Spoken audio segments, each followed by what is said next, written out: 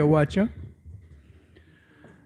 स उग्रधन्वं यद् एवा बभाषे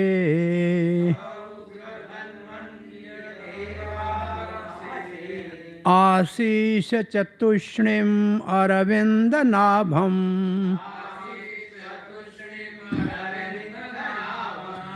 धियोपगृह्णं स्मितशोभितेन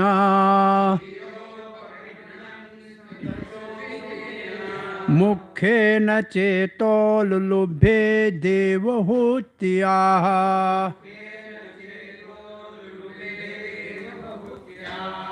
Maitreya is now continuing to Ugradhanvam. Ugradhanvam may address to Vidura. Vidura is the son of Vyasadeva, from a maid servant, but he is Ugardhanvam. Ugardhanva, a great warrior Vidura. So Vidura was, when he left the kingdom of Maharaj Dhritarashtra, he left his bow and arrow at the gate. The significance is that he said, I am not going to take any side now. I am just leaving this. I am not going to change party. I am going for pilgrimage. So he is called Ugardhanva. So he was a warrior. He was a warrior. Iyad eva bhashe.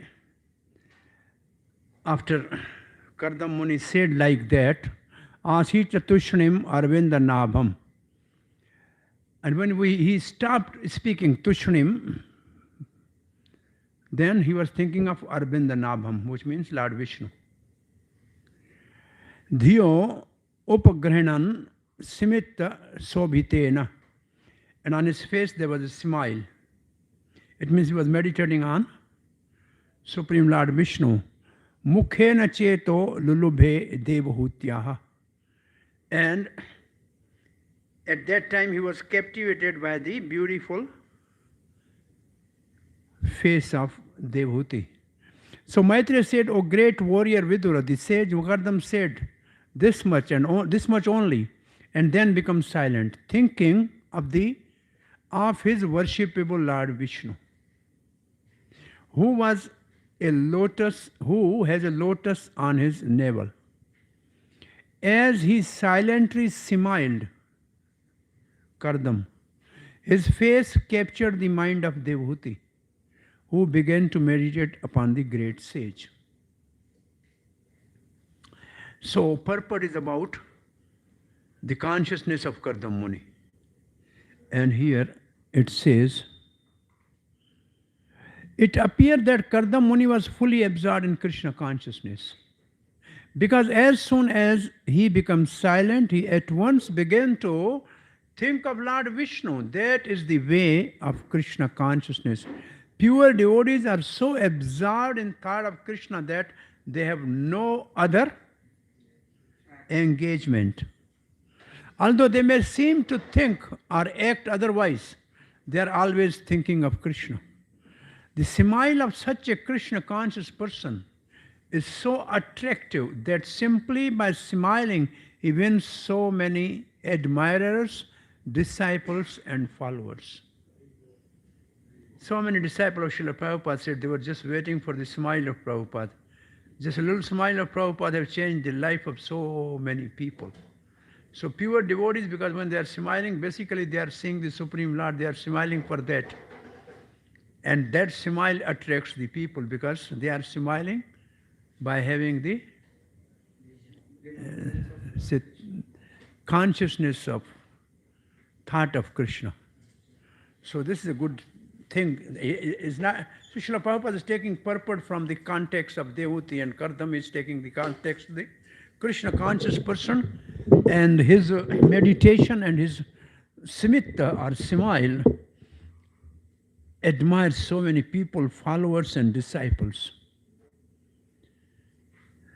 Yeah, I think everybody has the experience of smile of some, how the people are captivated by that.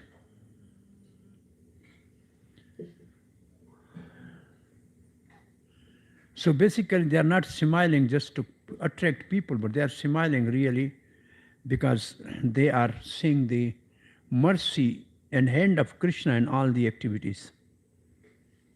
So because of their Krishna consciousness, they become all attractive for all the people. Anybody who is practicing even sadhana bhakti, Uttan bhakti, in sadhana bhakti, what is the characteristic of a devotee?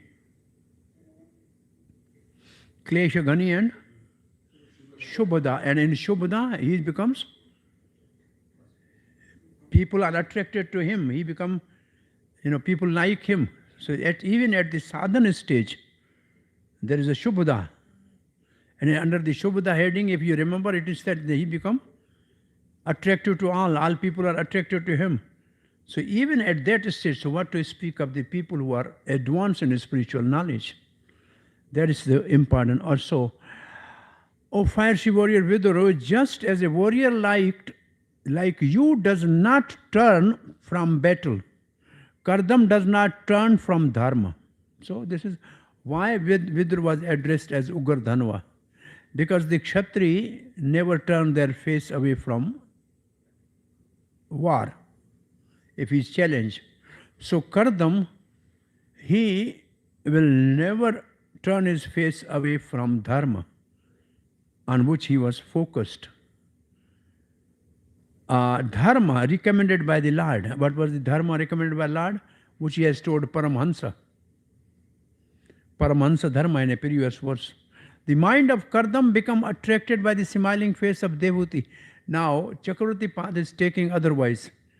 He's seeing smiling face of Devuti attracted Kardam. And Prabhupada writes, Kardam's smile attracted Devuti. So the mind of Kardam become attracted by the smiling face of Devuti. From this it is understood that Manu and his wife did not feel regret, lamenting that they had given their daughter to a renounced person, because though he was already renounced, but he has a heart and feelings for Devuti. So they were so now the two Acharya has a different purport or feeling. One is saying Kardam was smiling, other is saying Devuti is smiling. So the smiling of Devuti and response of Kardam gave peace to the heart of Manu and Shatrupa, because they are not going to give the daughter to a dry, renounced, person, but he has a heart and feelings and sentiments. That is what Chakravarti Pad is saying. Next verse. Okay, this verse. So anugyatva vyavasitam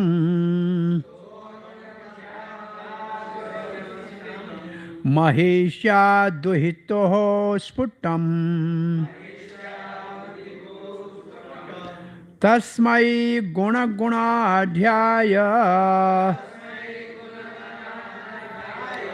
Dadau tulyam praharshitaha. After having unmistakably known the decision of the queen, means Shatrupa, as well as that of Devuti, the emperor most gladly gave his daughter to the sage, whose host of virtues were equal to hers. It means they have samana gunaha, same characteristics, same age, and other similar things. Usually in astrology, they count the match of the two, and the gunas are more than, say, 18, 20, then the match is good. If they are less than that, then always there are troubles in the family. So this is the astrological calculation. So now next, after consultation of Manu, after the daughter, okay.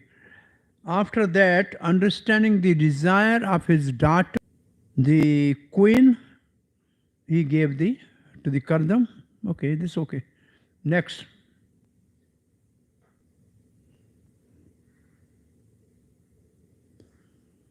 Next verse, verse number 23.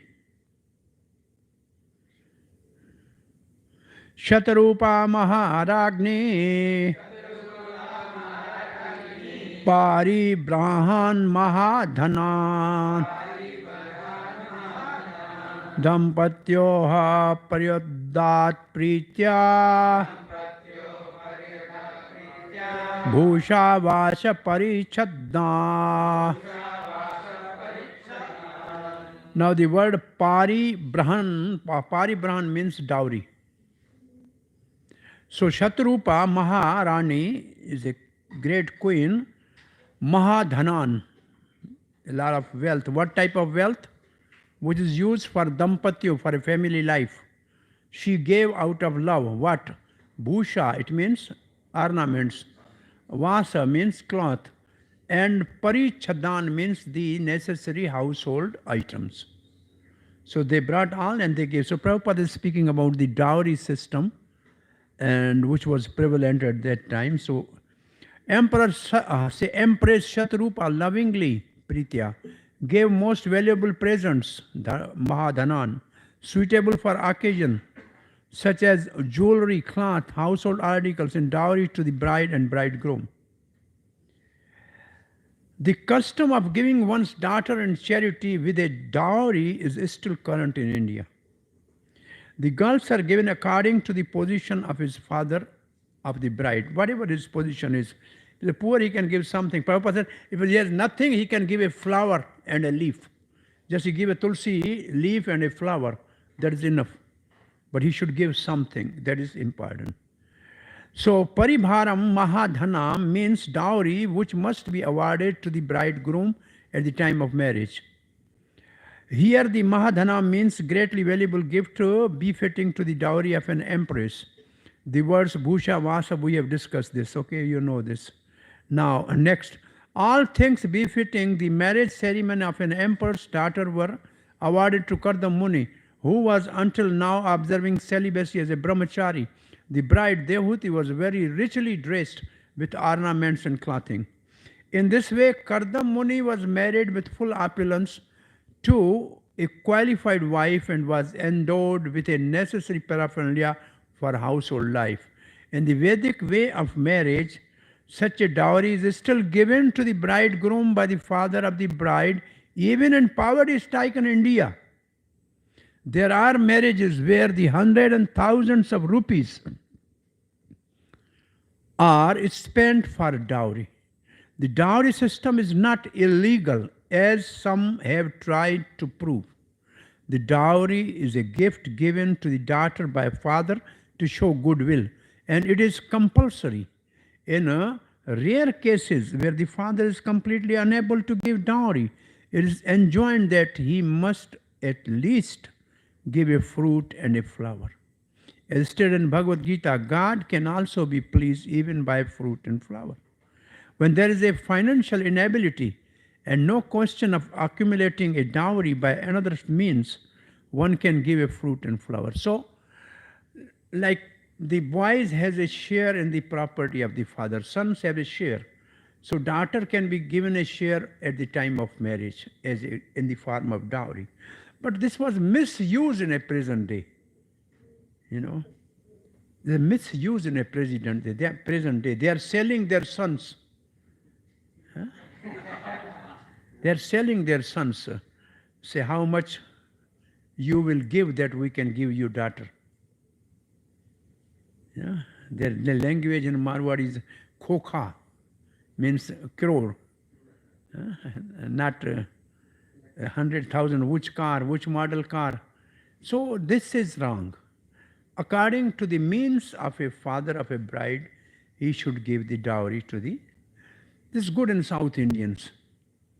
They will not spend much on the tent and food and all that, but they give the kilos of the gold to the daughter and the place, land and something to the daughter that they can live peacefully. Because all those who eat and go away, they will never praise anybody. Oh, iski achhi usse shaadi thi. And one day people why not to give to the daughter, that is better. I like that system. यहाँ तो लाखों रुपए नहीं, करोड़ों रुपए खर्च करते हैं और एक खाने वाला किसी का कुछ नहीं सुनता. It's useless. Hare Krishna. Okay, next verse. Okay, this.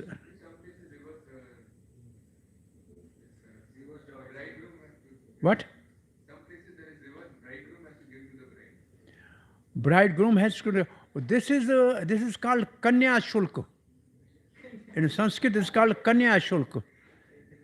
Like the father of the girl will say, I can only hand over you to the daughter if the son of my daughter become king. This was the Kanya Shulk by the Maharaj Kekai. Kekai, when he gave hand over the Kekai to Maharaj Dasrath, he said, why you want to marry my daughter? Because you have no children from your previous wives. It means you agree with me that son of my daughter will be the next king. It's called Kanya Shulk. Yes, this is also prevalent in some Kshatri kings previously. And some marriages in that time, political marriages, just to make agreements, something like that. Chandragupta Maurya married some daughter of the commander of Sikandar, simply to make a sort of political arrangement for safety. The princes of present Jaipur, Amar, was handed over to the Mughal Emperor Akbar at that time, just to save the whole state from onslaught of the Mughals. So there are some type of marriages in which you have to pay something. So there are 8 type of marriages in Manu Samrti. So these are some different type of marriages, but presently the standard marriage is Vedic marriage, where the daughter's father go and offer the daughter to the right young grown-up boy of a same nature. That is the best.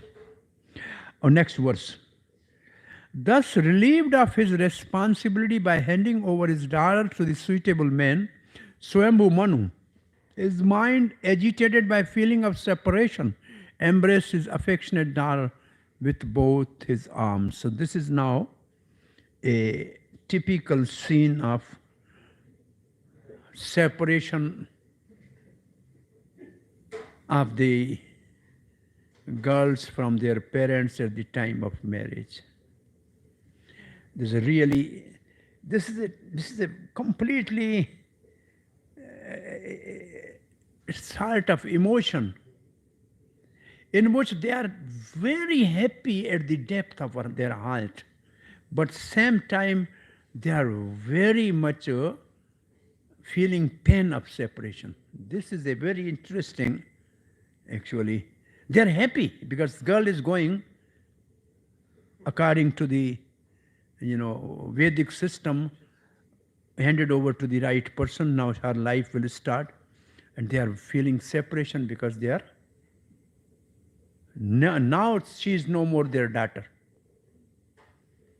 So this feeling is only those who have experienced this, they can know this. This feeling is a very completely different feeling, and we preach this feeling in a different style. The soul is basically a energy of the Lord, and husband of the soul is Lord himself. So who the owner of the soul is like a mother and a father of the soul, because we are living in this body. So like the one girl is born, the mother always think that I have to one day hand over this daughter to a eligible husband, and she prepare for that. So all the people, from the day they become at least intelligent and understanding the things, they should start knowing that one day I have to leave this body. This soul is going to leave this body. One day I have to do that. And for that I must prepare. Because the dowry is prepared by the parents by the day the girl is born. They think of that. Every small thing they accumulate. So every individual should start by the age of 5 preparing for the day when he has to depart from there. Once somebody has invited me to go in some house program, and the devotee was dancing there in Kirtan. When it was time for me to speak, I asked him, what is the occasion? He says, some departed in their family. My God, I think what they are doing, they are dancing, and the person. So then I started my talk that when the girl is departing from the family, the parents are happy and also crying. So when the saintly person leaves this world, the worldly people are very happy because he has gone back home, back to Godhead, but because of separation they are crying. It means the person who left the body in this home definitely was some saintly person, because so nice kirtan and dancing is going on after that. So I have to make the situation understandable for them, that it means the person was actually good person, like saintly person goes, we never cry. We just think that he's going back to Godhead. But also, we feel separation. So this is, when Prabhupada departed at that time, they said it's same like wife is crying for the husband when he leaves the body. He knows. It's like the disciple has to cry when the spiritual master leaves the body, but he should be also jubilant that he's gone back to Krishna. So this feeling is a worldly feeling, but we have to really preach this feeling in a... it's my common preaching to the householder that you should prepare something. This is what we're chanting every day. This is what we are accumulating our wealth as a dowry to our soul when we leave this body. Because that dowry will carry us back home, back to Godhead. This marag ke gine jaya na kosa, hari naam uha sang tosha. When we leave this world, we will go a long distance. We cannot carry anything with us. Nothing like this. Only Harinam will go with us. Only Harinam will go with us. So what we are doing is we are accumulating actually the dowry for the soul to depart from this world and go back home, back to Godhead. You understand what I'm saying? This is a good preaching strategy for the people, because they can relate to this, because they have this experience in the life. So we should be happy as well as we should feel the pain of separation.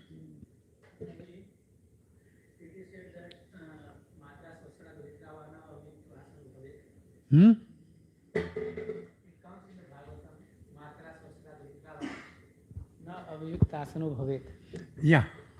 So how he can embrace? That is in lonely place. This is now in the public. There's only in lonely place they should not be alone together. But when there is a when there's a vidai, when they're giving the girls allowed to leave the home, at that time in a public they cry and they embrace and do all that. That is a different mood completely. It's not on lonely place they should not. This only in lonely place is not allowed. The father always remains in anxiety until he can hand over his growing daughter to a suitable boy. A father and mother's responsible for children continue until they marry them to suitable spouses. When the father is able to perform that duty, he is relieved of his responsibility. Prabhupada is writing this because when he was thinking that I have to leave and take sannyas, he said, still I have children. He said, Krishna will take care of them. I mean, say, usually, Prabhupada, it is a responsibility actually for the parents to get their children properly settled in life. 25. Ashkno vanstada virham monchan bhashpa kalam moho asinchada amba taseti.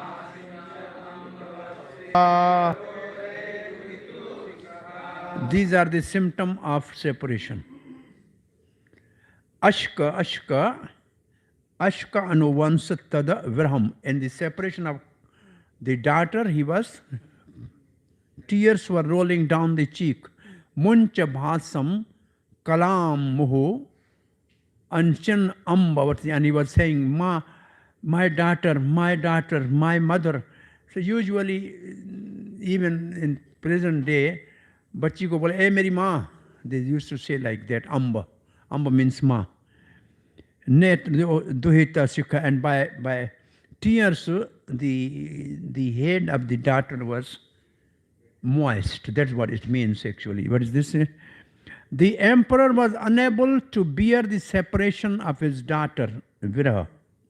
Therefore tear poured from his eyes again and again, Muhu, drenching his daughter's head as he cried, Duhiti Shikha Netrodei. My dear mother Amba, my dear daughter Vatsa iti.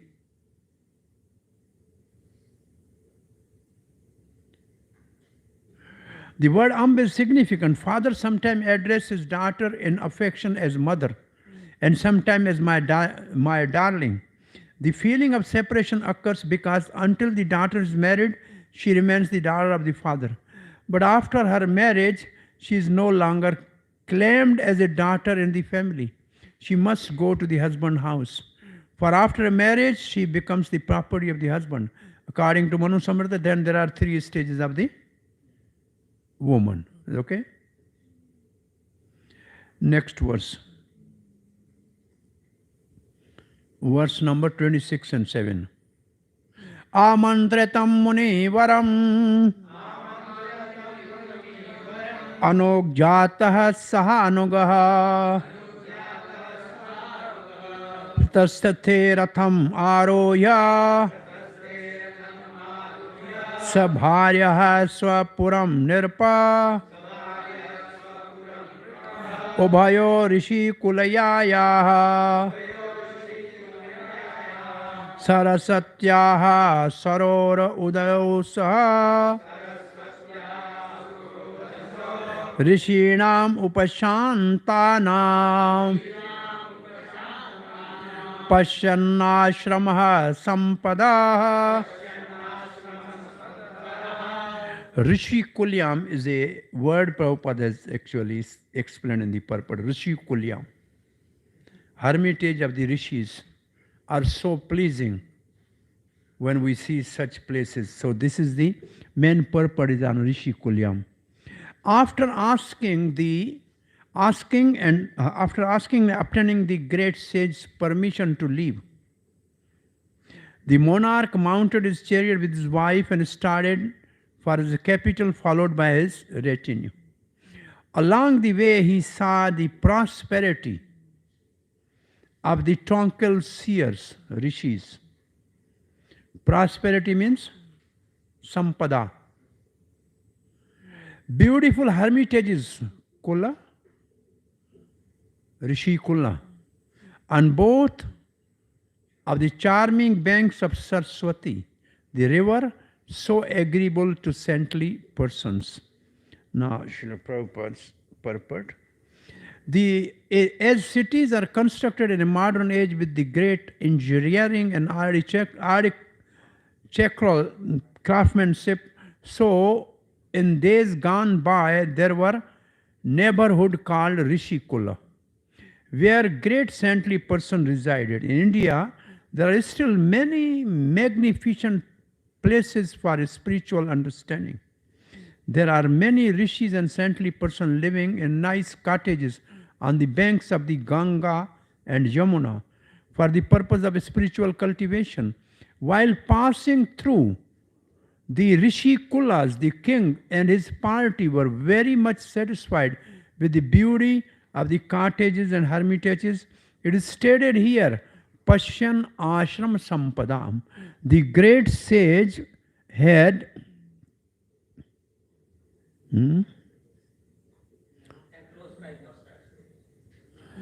The great sages have no skyscrapers. But the hermitages were so beautiful that king was very much pleased at the sight. Culture, the saintly people should have very simple and natural living standard. That's called Rishi Kulya. Right? Rishi Kulya means the reverse of the sages, are beneficial to the group of the sages. Suro, the Soho, means on the beautiful banks. Now, Prabhupada says still there are. And yes, in Gokul you go, you see the at Gokul, there are still some thatch roofs, nice at the Karshani ashram at the bank of Jamuna. This is like Rishi Kulya. Still they made the simple thatch roofs and living, and their prasad hall is just birjaraj, nothing else. And no outside people is allowed to enter in the kitchen without dhoti. There are some little rules observed there, and the whole is a very, atmosphere is very, very peaceful, and this is called Rishi Kulya. At one time we wanted to have this type of structure on Gaushala, but they said no, it's a prime land, you cannot have like that. You can have to have a skyscraper. No, but it's still, if we live simply, then we can grow spiritually. If we live lavishly, then we will dwindle spiritually. Very simple. Very simple. Live simply, grow spiritually. Live lavishly, diminish spiritually. Very simple. Yeah. When I came to Vrindavan, even in 90s, there was one water cooler in whole ashram. One water cooler for one very senior old Prabhupada disciple. Otherwise, only fan, and we used to sprinkle water on the roof and then sleep by 12 o'clock to get. I mean, this was so, and there was only one telephone at guest house reception. And there was a line of the people whole night to receive the call overseas. And otherwise, if we have to call, anybody has to call, he has to go downtown to Banke Bihari, and there's one phone there.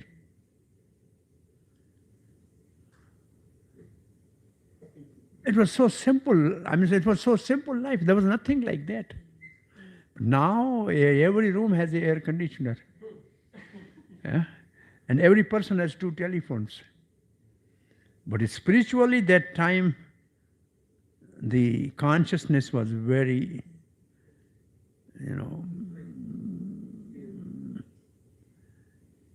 very, you can say, well, devotees were more Krishna conscious and austere. Now it's lavish. There's no doubt about that. Here in Juhu building, the devotees were living on the top floor, taking bucket of water from below, and the holes were as a toilet, the holes in the ears, and this was for the European and American people, what to speak of Indian, and they lived like that here. And if you have one chapati left, then the mouse of the size of a cat will come and take it away.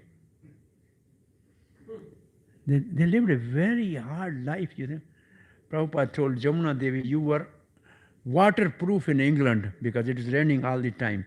Now in Vrindavan, you have to become fireproof. So it's so hot. So she said, I used to sprinkle water, and then just in a small cloth, I have to take rest for a couple hours, that's all. Vrindavan ki garmi mein bina, even pankha bhi mo nahi hota tha. Ye haath wala pankha ya kapde wala pankha chalta tha. Prabhupada Damodar मंदिर में रहते 65 के as के थे, और आप अभी भी रूम देख सकते हैं ना, वो कैसा रूम है। अब तब लाइट थी कि नहीं थी हम कह नहीं सकते हैं। भाई हम पढ़ रहे थे तब लाइट नहीं थी हमारे वहाँ, और हम बिना लाइट के 10वीं तक पढ़ लिया हमने, कोई ज़रूरत नहीं थी बिजली जलाने की, ऐसे पढ़ सकते थे, रह सकते। छत के ऊपर सोते थे, सुबह अपने आप 5 बजे तो उठना ही उठना है। मक्खी आके उठा देती थी, सो नहीं सकते बाहर, बाहर सो नहीं सकते आप। It was just natural life. Hare Krishna. So simplicity कहीं डेवलप करनी चाहिए। आप अभी तक कुछ यंग है, हो सकता है रह जाओ। हम उस लाइफ में जिए हैं, फिर भी अभी उसमें जी नहीं सकते हैं। We are so dependent now. और आप सब भी डिपेंडेंट इतने हो गए हैं कि आप उस लाइफ में रह नहीं सकते। और उसके बगैर आप एक्चुअली ये भागवतम भी कभी समझ नहीं सकते, क्योंकि वो ऐसे ही रहते थे। सब जो भागवत पढ़ते थे ऐसे रहते थे। हा? हमारे भागवत समझ में राधा गोविंद महाराज कहते हैं कि भागवत के लिए गांव का रहने का एक्सपीरियंस होना चाहिए, क्योंकि सब बातें वैसी हैं जो गांव में होती है। वृंदावन तो विलेज है, तो वो भी एटमॉस्फेयर का पता होना चाहिए कैसा होता। अब यंग बॉय हैं, कुछ कभी कभी एक्सपेरिमेंट करके गांव में चले जाओ, जिसको जानते नहीं हो वहाँ जाके आप प्रचार करके देख लो कि आपको क्या रियलाइजेशन होती है, अनुभव होते हैं। यहाँ तो इनविटेशन के ऊपर प्रचार करने जाते हैं, वो भी हमारा मन किया क्या प्रसाद बना है, पनीर है तो जाएंगे, नहीं तो नहीं। ये ऋषि कुल्य के ऊपर याद आ जाता है कि कुछ सिंपल लाइफ होनी चाहिए। हमसे मन करता है, अभी रह नहीं पाएंगे, लेकिन फिर भी आपने उसका देखा है, उकार्षणी गुरु का अपना अंदर का कमरा उसका देखा है सब। हाँ, अंदर एयर कंडीशन भी लगा है, अंदर सारी फैसिलिटी है, लेकिन बाहर कम से कम देखने में तो नेचुरल है, डिपेंडेंट तो नहीं है। कुछ किया जा सकता है, ऐसा नहीं है, हम ट्राई करें तो किया जा सकता है। अरे ऑफ हिज अराइवल, अब हम पहुंच गए। जॉय टू नो, मेरे ख्याल में सेकंड सेक्शन से हमारा नया है। Verse number 28 to 39, Swayambhu Manu's wonderful rule. So his kingdom and rule. Yes Prabhu. Gurukul school हो गया, ऋषिकुल रेजिडेंस हो गया। गुरुकुल का मतलब है the student living in the आश्रम of A Guru, and Rishikul में already who are established rishis, they are living there for their sadhana and meeting, like Badri Shand Mandite Satravardhanam, about the Badrik ashram, Vyasdev. There are continuous discourse are going on. Rishis were living there. Or Rishi Kulya, it is like Rishi Kulya at the bank of Saraswati. वो सरस्वती के किनारे में ऋषि रहते थे वहाँ। अभी कहीं ऐसे कुंभ मेले में आप आके देखिए, ऐसे कुछ झोपड़ियों में रहते हैं, वहाँ कुछ थोड़ा सा एक्सपीरियंस होता है कि साधु कैसे रहते हैं। अभी हम वहाँ भी हमने अभी 5 स्टार फैसिलिटी चालू कर दी हैं आस्ते आस्ते। पहले हम रहते थे, बहुत सिंपल था, टेंट में रहते थे, नीचे घास डालते थे और नीचे सोना था। बहुत सिंपल जीवन। वहाँ 1 महीना लेके देखते, और ठंडी 0 टेम्परेचर में रहना है, और सुबह ठंडे पानी में नहाना है। इसी तरह थोड़ा ऋषि कुल्य का एक्सपीरियंस है। आप आना अभी कुंभ मेले में। 2001 में ब्रजहरि प्रभु पूरे ब्रह्मचारी टीम के साथ आके रहा था 15 दिन वहाँ। भीमा प्रभु रहा था। सिंपल लाइफ में ये सब लोग एक्सपेरिमेंटली रह के उन्होंने देखा है, उधर रुके थे वहाँ। हाँ, नर्मदा वाले किनारे में नहीं, ये हमारा वाला अभी होगा प्रयागराज में, वो नदी के पेट में होगा। अभी है, साधु रहते हैं, अच्छी बात है। So this section is Swayambhu Manu's wonderful rule. It means his citizens, his capital, and personally the Krishna conscious atmosphere of Swayambhu Manu's family. That is the last section of the verses. We will finish this soon. Tamayan abhipretya Brahma vartat prajaha patim Geetan sangstutihi vaditrahi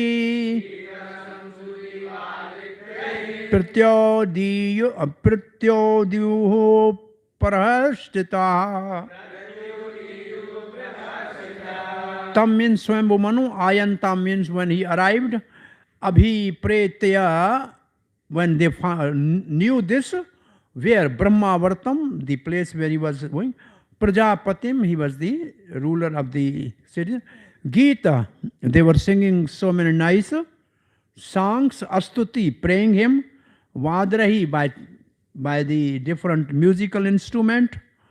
So this is Prabhupada is immediately thinking of Krishna coming after Kurukshetra to Dwarka. How he was received there. So here is the meaning. Oh, it is, where are we? Translation?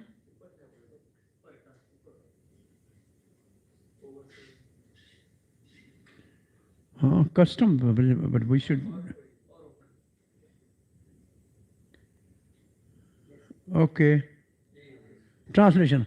Overjoyed to know his arrival, his subjects came forth from Brahmavarth to their returning Lord with songs, prayers, and musical instrument.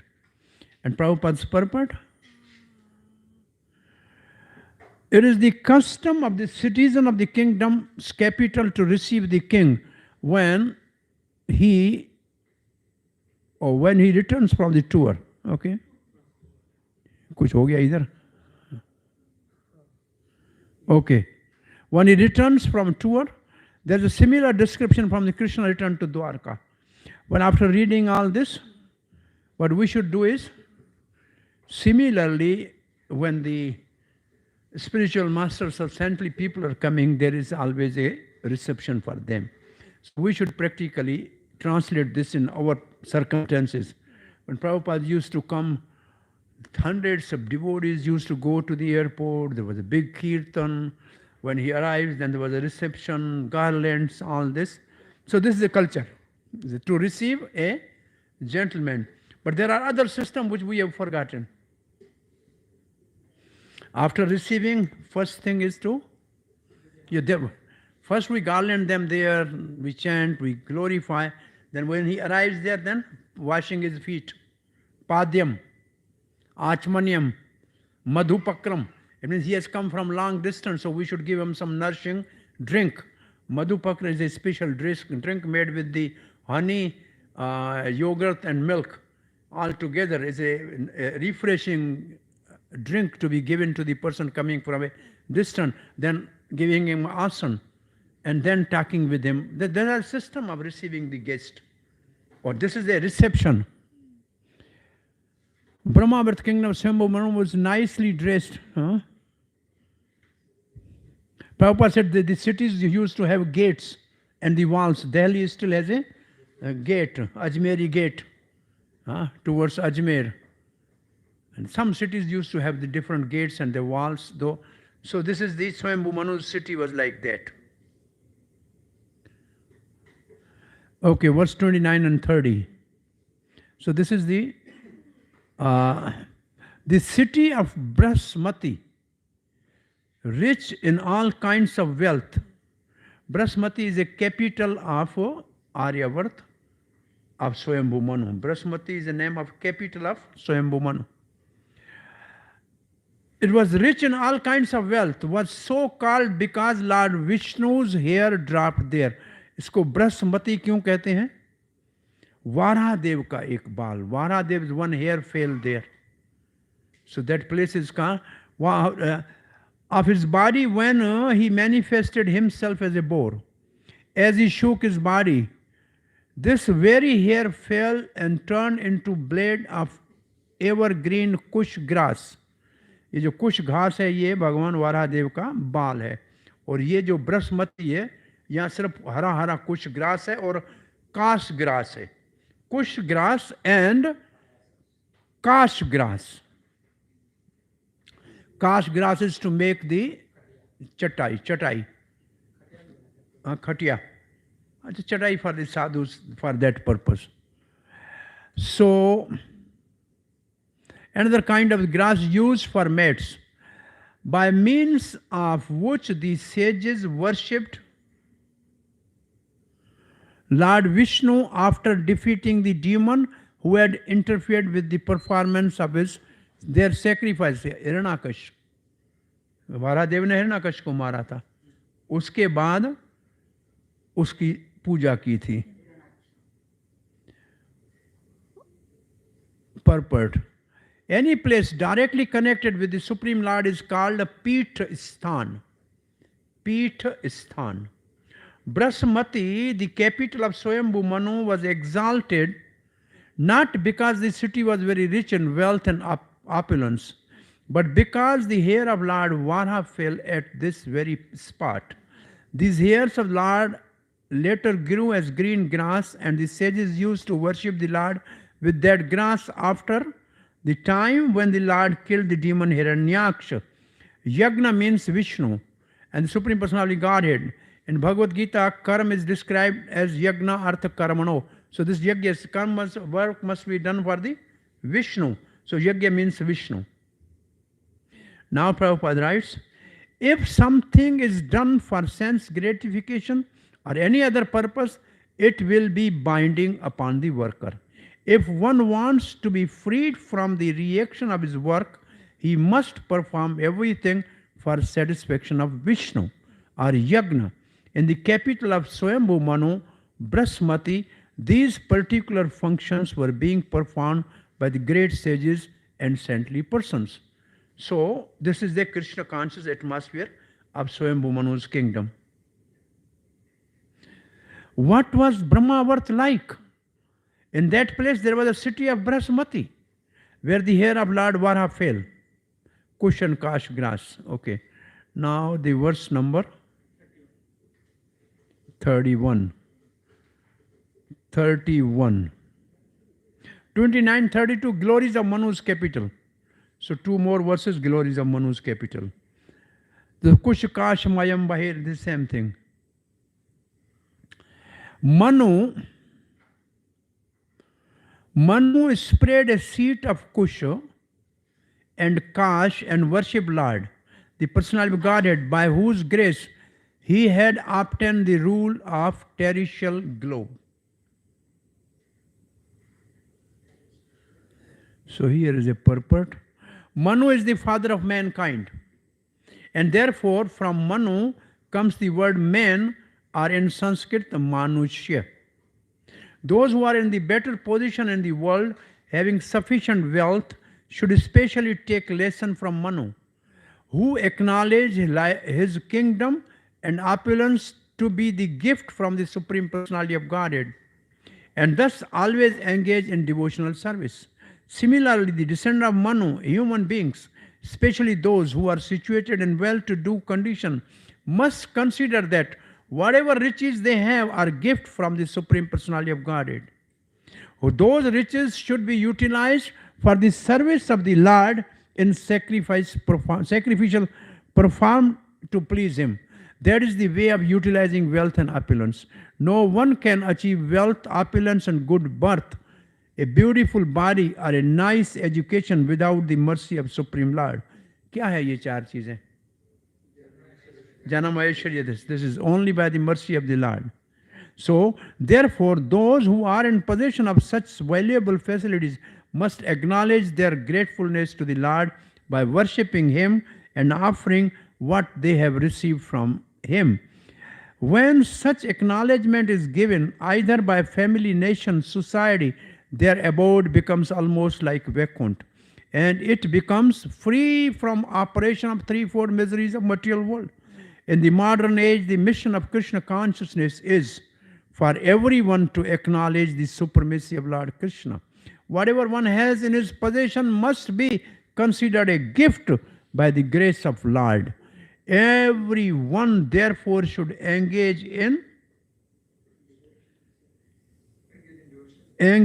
devotional service through Krishna consciousness. If one wants to be happy and peaceful in his position, either as a householder, citizen, or a member of human society, one must promote devotional service. So there's one word must be Sanskrit in the verse, and that word must be gift of the Lord. What is that verse? Find out.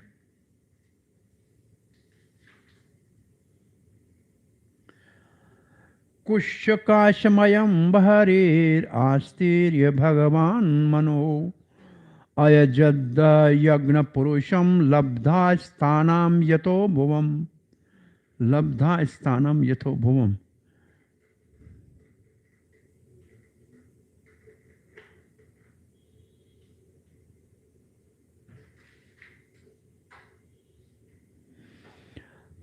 Doesn't say gift.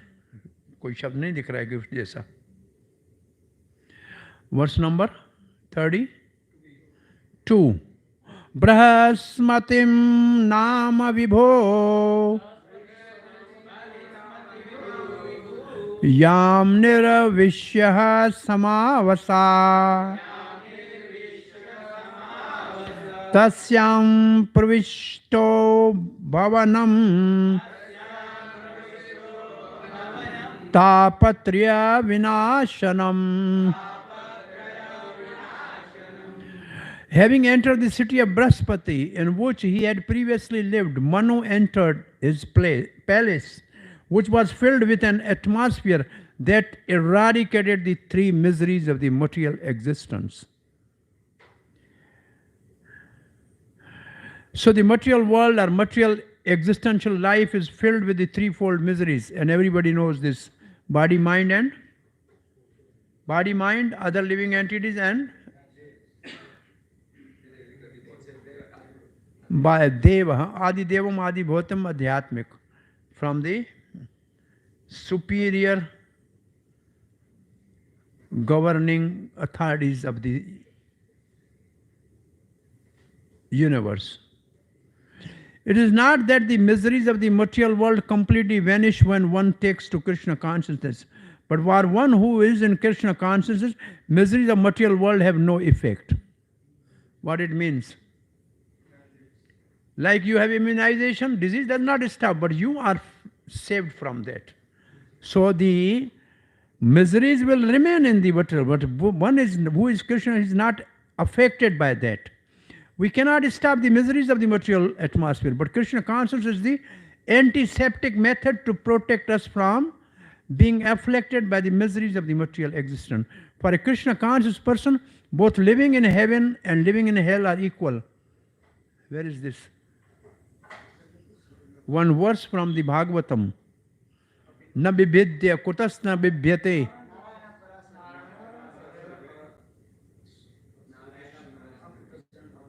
Na kutas bibhyate. What is the first word?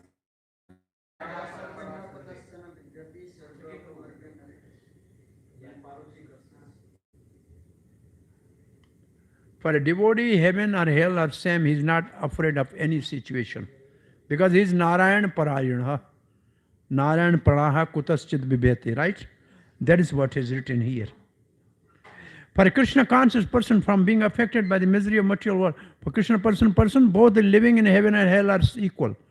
How Swayambhu Manu created an atmosphere wherein he was not affected by the material miseries is explained in the following verses. So these verses will say what Manu was doing, so he was free from the miseries. 3-line verse, 33 is only 3 lines. Sabharyah sa prajah kaman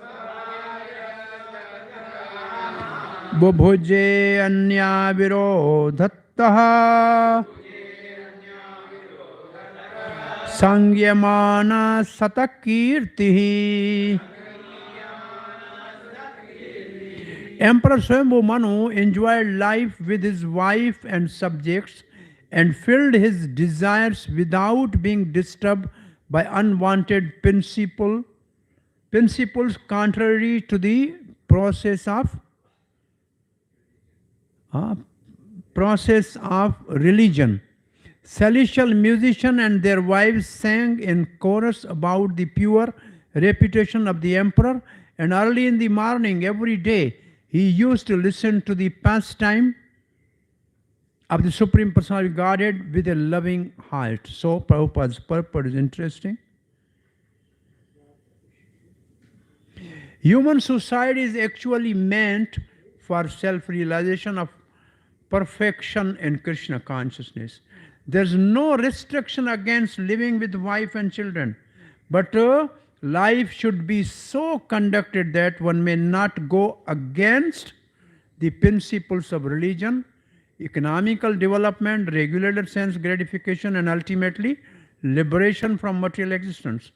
The Vedic principles are designed in such a way that the conditioned soul who have come to this material existence may be guided in fulfilling their material desire and at the same time be liberated and go back home, back to Godhead. It is understood that the Emperor Swayambhu Manu enjoyed his household life by following these principles. It is stated here that early in the morning there were musicians who used to sing with musical instrument about the glories of the Lord, and the Emperor with his family personally used to hear about the pastime of Supreme Person. This custom is still prevalent in India and some of the royal families and temples. Professional musicians sing with the sehnais, and sleeping members of the house gradually get up from their beds in a pleasing atmosphere. During bedtime also, the singers sing songs in relationship with pastime of Lord, with sehnai.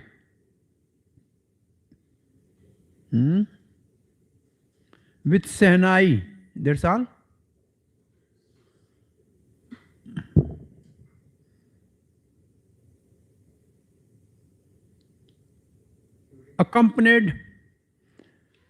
Accompaniment, and the household will gradually fall asleep, remembering the glories of the Lord. In every house, in addition to the singing program, there is an arrangement for the Bhagavatam lecture in the evening. Family members sit down, hold Hare Krishna Kirtan, hear narration from Srimad Bhagavatam and Bhagavad Gita, and enjoy music before going to bed. So what Prabhupada is writing is, this is called, still we go to Sri Rangam temple early in the morning. Before Lord wakes up, there are musicians singing the song in Tamil language, Krishna, please wake, Yashoda has already churned butter for you. It is the time for you to wake up. They sing these songs there. So similarly, in olden days, the royal order were, they were, the musicians used to sing some glories of the Lord to wake them up. And in the night also, like Jagannath, he was always listening to the Devadasis sing about Gita Govind, and then he used to take rest. So sometimes even Prabhupada asks us to every day read Krishna book before sleeping, but nobody's doing that. Right? Huh? That is, it means they are advanced actually. They are following at least Prabhupada's instruction. Read Krishna book. When we sleep after reading Krishna book or listening Krishna book, then the dream we will see something about Krishna. That will be in our mind. So what Prabhupada said, then they sleep peacefully. Then whole day they should have these activities. The atmosphere created by the Sankirtan movement lives in their heart. And while sleeping, they also dream of the singing and glorifying Allah. In such a way, perfection of Krishna consciousness can be attained. This practice is very old, as learned from this verse of Srimad Bhagavatam. Millions of years ago, Swayambhu Manu used to avail himself of this opportunity to live household life in a peace and prosperity of Krishna conscious atmosphere. As far as temples are concerned, in each and every royal palace or a rich man's house, inevitably there is a nice temple, and the members of the household rise early in the morning and go to the temple to see Mangala Artika ceremony. The Mangala Artika ceremony is the first worship of the morning.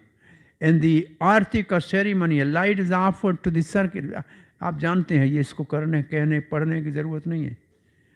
So temple worship of the royal family is also mentioned in Bhagavad Gita. There is stated that those who fail to achieve success in bhakti, yoga, principle within one life are given the second chance to take birth in next life in the family of rich men or the royal family or family of learned Brahmins or devotee. Suchinam Shrimatam Gehe Yoga Bhrishto Vijayate Atva Yogi Nameva Kule Bhavati Dhit Matam. These are the verses. So why these royal families as temples? Because they have already finished some portion of the yoga in previous life. Therefore, they have all these opportunities. So I was thinking many times, I don't know if somebody of you can do in the future. I was thinking like we have IYF. Similarly, we should have ISKCON Royal form. Yeah, ISKCON, IRF. ISKCON Royal, because there were thousands of royal families and their descendants still in the country. And they have all their royal heritage with them. And they are born there because they are pious people. They have some yoga practice done, therefore they appear in those families. And if one or two of such people become Krishna conscious, then it will be easy to preach to the classes. We are not in classes, we are not in masses right now. Prabhupada wanted the preaching to the classes because he wrote the letter to the Prime Minister at that time. He wrote the letter in America to the President of America to meet with him. To the Lal Bahadur Shastri he wrote to the Indira Gandhi. He wanted to preach to the classes and he wanted to preach to the masses by bullock cart. But we are not in the branch of masses and classes. So ISKCON Royal form. This is a concept I'm meditating that sometime we meet those people. I think last year we have a Janmashtami in Udaipur, and the descendant of this Maharana Pratap family, the prince came there and he offered garland to Prabhupada. He brought some silver big plate of prasad to be offered to Prabhupada, some shawl. We just reciprocated. So these people should be preached to them. I remember the first Rath Yatra they did in Jaipur, then the descendant, the king of the Jaipur, he came to receive the Jagannath and offered the Aarti. And at that time, Srila Gopal Krishna Maharaj was on the Rath. But I was just standing there to give garland to the king and offer. So there should be a preaching to the youth of these. Otherwise, this youth is now going to be degraded. The royal families. There's a Saurashtra in Gujarat, no? Saurashtra, what it means. So means hundreds, Rashtra means kingdoms. There were 100 kingdoms there. And there are descendants. I remember there was one descendant of some royal family. She was coming to the temple. I think I visited her family. She learned to blow conch shell, and she was happy that she knew how to blow conch shell. Now she is married somewhere in Gujarat. So they are called Rajkumari. Still the same language is there. So I don't know who will do this ISKCON Royal form preaching project. Okay? We started going to the what is called Adivasis, Aborigines in the villages. That is also going on. There is masses, but we should go to the classes. One class, one moon is better than million stars. That's what Prabhupada said. If you get one right person, the more things will change. Yeah, king of Bhartpur, he wanted to give a swing for Krishna. There is a Bhartpur palace in Vrindavan. These kings are pious kings. All the kings have their place, their palace, their ghat in Vrindavan. They used to come every time to have a parikrama of Govardhan. So they are pious people, but we are not reaching to them. But we must learn how to actually interact with them. We have to learn this. Anyway, this is my some proposal. Somebody should take serious note of this and start preaching. Hare Krishna. The Swayambhu Manu was the saintly king. Nishnatam Yogamayausu Muninam Swayambhu Manum. Muninam Swayambhu Manu. The Swayambhu Manu was a saintly king. Although absorbed in material happiness, he was not dragged to the lowest grade of life, for he always enjoyed his material happiness in Krishna conscious atmosphere. So what Raja means? Raja came from Rajogun. The person in mode of passion is called Raja. रजोगुण के आदमी को ही राजा कहते हैं. उसका काम है विस्तार करना. So he is rajasic actually. Therefore, they used to have a Brahman to always keep him in a mode of goodness. Though he is a Raja, but he has to be kept in mode of goodness. So ये रजवाड़ों को अगर हम प्रचार करेंगे तो बहुत अच्छा है. कौन करेगा आप सोच लीजिए. The kingly happiness of material enjoyment generally drags one to the lowest grade of life, namely degradation to animal life, because of the unrestricted sense enjoyment. But Swayambhu Manu was considered as good as saintly sage, because the atmosphere created in his kingdom and home was completely Krishna conscious. The case is similar with the conditioned soul in general. They have come into this material life for sense gratification. But if they are able to create a Krishna conscious atmosphere as depicted here or as prescribed in the revealed scripture by temple worship, household deities, deity worship, and then in spite of their material enjoyment, they can make advancement in pure Krishna consciousness without doubt. At the present moment, modern civilization is too much attached to the material way of life or sense gratification. Therefore, Krishna consciousness movement can give the people in general the best opportunity to utilize their human life in the midst of the material enjoyment. Krishna consciousness does not stop them in their propensity for material enjoyment, but simply regulate their habits in the life of sense enjoyment. In spite of their enjoying material advantages, they can be liberated in this very life by practicing Krishna consciousness by simple method of chanting the holy name of Lord. Hare Krishna, Krishna Krishna, Hare Hare, Hare Ram, Ram. So these verses are good for preaching to the royal form, that you can live lavish life, but still you only add in your life chanting of Hare Krishna, then your life will be perfect. So these are some of the verses that even that kings were using this in home, and they all have temple in their home. They have always their family priest. They have built many temples actually. They did do all that during the, I think, Mughal era. From here, all the Maratha Peshwas were taken from here to Kanpur, from Pune to Kanpur. There they started building temples, and they all started there. So from Pune, they were actually dismantled from here because they have big following. They took the British them to the Kanpur. So Jhansi Ki Rani was born in Kanpur. Their forefathers were from Pune. So British wanted to really make them isolated. And they started building temple there. 1 temple, 2 temple, 3 temple actually. This whole Mittur area, which is at the bank of Ganga, that was their kingdom for these Peshwas. They were taking, somebody from Nawab of Lucknow to Calcutta and this to that, dismantling like that, to disentangle the structure of Indian continent's governance. Somehow this is what we are saying. This building temple is normal for the royal families. All in their royal palaces as beautiful temples.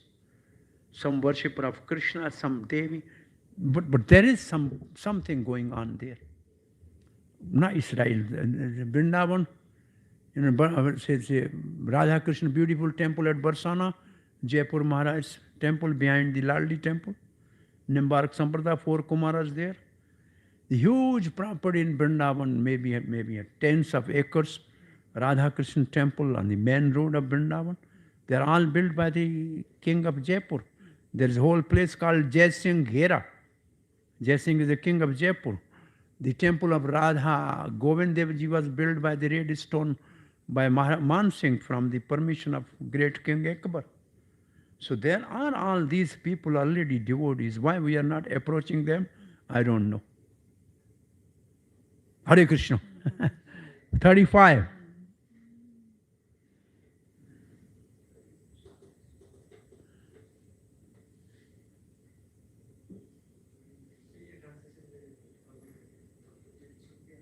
कहाँ हैं हम?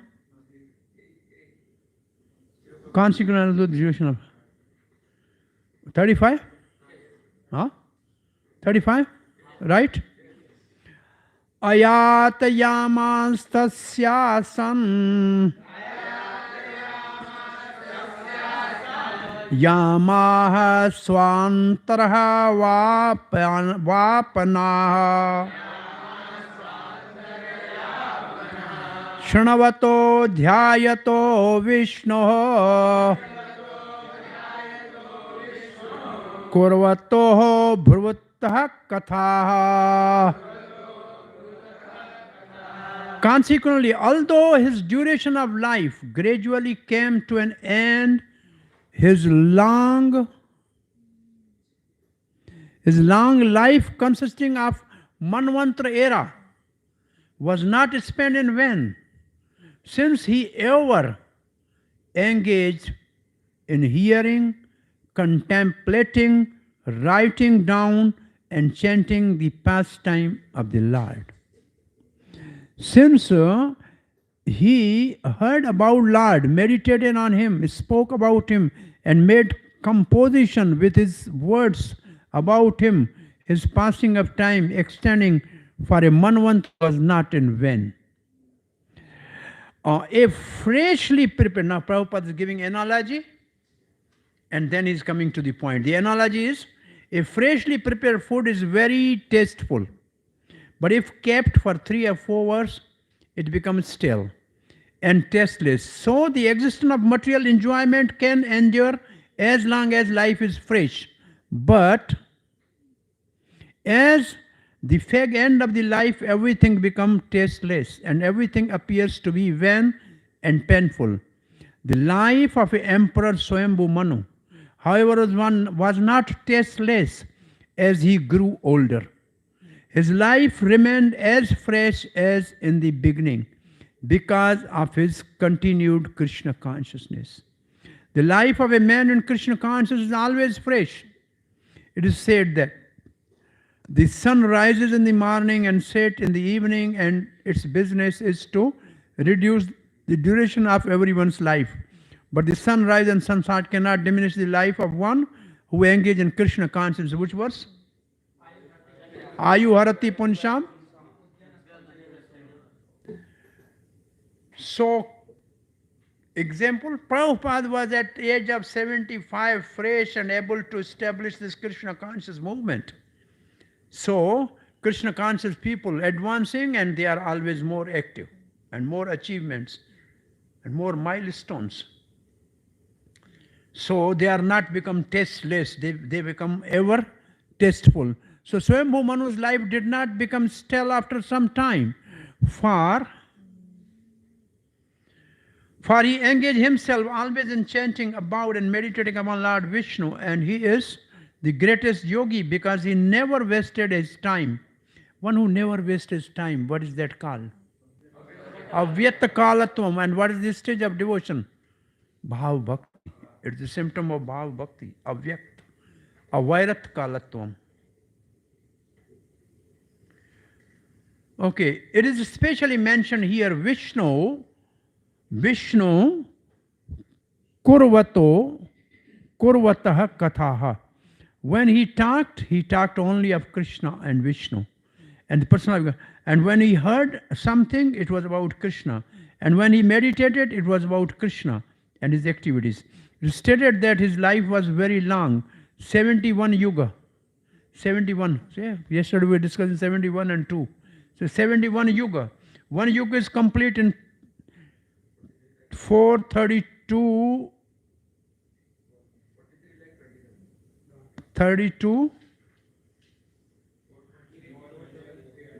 4 crore 32 lakh.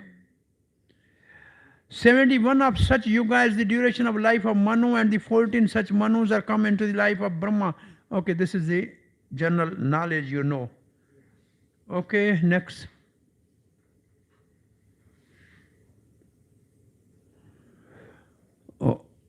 his hours extending over a whole Manvantar period were not in vain. Why?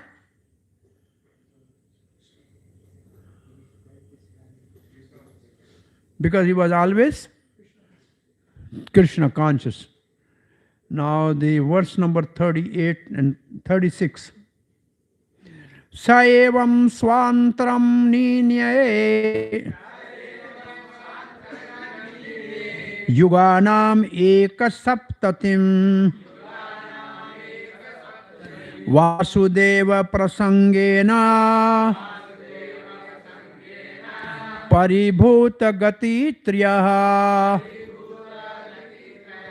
So gati triya is in the purport. There are different types of three gati.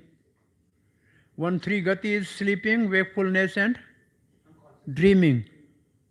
Wakeful, dream, sleep and sushupati, these are the different stages. Three other gatis are according three modes of material nature: goodness, patience and ignorance. Urdhva gachanti sattva masdetishtanti rajsa jagan gurti adho gachanti tajsa. These are the three stages, gatis. What other three gatis can be? Dharmartha kam, three gatis. So, this is the meaning. He passed his time, which lasted 21 cycle of 4 yuga. 71, now is 71, okay? Always thinking of Vasudeva and always engaged in matters regarding Vasudeva. Thus, he transcended 3 destinations. What are 3 destinations? Having conquered the 3 miseries, he spent the Manvantar of 21 yuga cycle in hearing topics related to Lord. So 3 miseries, Chakravarti Pad says. 3 destinations are meant for the persons who are unable to control of the 3 modes of material nature. These destinations are sometimes described as awakened, dreaming and unconscious stage. Sushupati, what is called? Swapan, Jagrat, Swapan, Sushupati. Okay? These are 3 stages. These are for Gyanis. In Bhagavad Gita, 3 destinations are described as, this is same things: goodness, patience, and ignorance, and their destination. Okay. But one who is Krishna consciousness above these 3 modes of material nature, he is above 3 modes of material nature. In Bhagavad Gita, it says that he is in which state? Brahma-bhuta stage. He is Brahma-bhuta stage. Although Swayambhu Manu, the ruler of this material world, appeared to be absorbed in the material happiness, he was neither in the mode of goodness, nor in mode of patience, nor ignorance, but he is in a transcendental stage. He was in a transcendental stage. Therefore, one who fully engaged in devotional service is always liberated. Bilva Mangal Thakur says, this liberation is a maid servant to the devotion. Ye mukti kinkri hai. Kiski bhakti ki. That's what is written here. The complete perfection of material enjoyment is to achieve some material gain, and they engage in material activities to have sense gratification. And after being frustrated in material sense gratification, one wants to be liberated and become one with the absolute truth. These 4 principles form the transcendental path for the less intelligent. Those who are actually intelligent engage in Krishna consciousness, not caring for these 4 principles of transcendental method. They are at once elevated themselves to the transcendental platform, which is about liberation. The liberation is not a very great achievement for a devotee. So, to say nothing of the result of ritualistic performance, religion, economical development, or materialistic life of a sense gratification. Devotees do not care for this. They are situated always in transcendental platform of devotion. Devotion starts after liberation. Gati Triyam can refer to the state of waking, sleeping, dreaming, to the 3 gunas or to the 3 miseries. So there are 3 meanings of the 3 gatis. Okay? Oh Krishna. Now we have how many verses left? Two have no purport. Sarira manasa devya vayase ye cha manushaha bhautikascha katham klesha labhanta hari sangsharyam. Hari sangsharyam, those who take shelter of Lord Hari, there are no threefold miseries for him. That's what it. Therefore, O Vidura, how can persons completely under the shelter of Lord Krishna in devotional service be put into the miseries pertaining to the body, mind, nature, and other men and living entity creatures?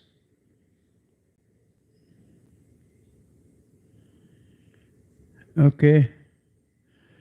Every living entity within the material world is always afflicted with some kind of miseries pertaining to either body or mind or natural disturbances.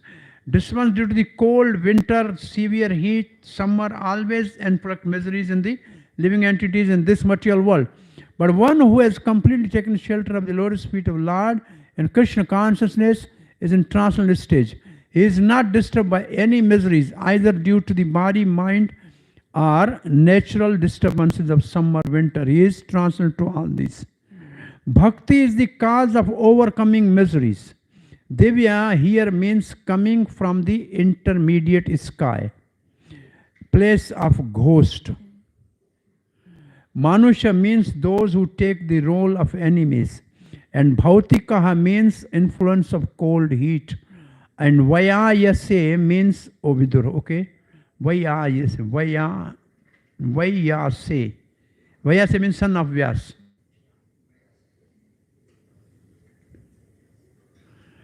Verse number 38. Yah prishtaho munibhi praha dharman nana vidhan shubhan nirnam varnashvanam cha sarvabhuta hita sada. In reply to question asked by the certain sages, he, Swayambhu Manu, out of compassion for all living entities, taught the diverse sacred duties of man in general and the different varna ashram. These are the teaching of the Manu. Manu mantra is called Sadharma Sthapana. Each time of Manu, he established some special type of codes of conduct. So these are the sum of code of conduct of Swayambhu Manu. 39. Etatradi rajasya manoscharitam adbhutam varnitam varniyasya tab apatyaho udayam shruno. I have spoken to you of the wonderful character of Swayambhu Manu, the original king whose reputation is worthy of description. Please hear as I speak of the flourishing of his daughter Devhuti. Thus end the purport. Okay, finish. Thank you very much. Hare Krishna. Chapter 23. Devhuti's lamentation. This is a lengthy chapter. What is in chapter 23? The 23rd chapter describes the request of Devhuti and enjoyment of the Kardam after creating heavenly wealth desired by her. So this is the Kardam Muni's Yoga Siddhis, use of Yoga Siddhis and pleasing Devhuti. Okay, let's see tomorrow. Thank you. I think we are in time today. Hare Krishna. Srila Prabhupada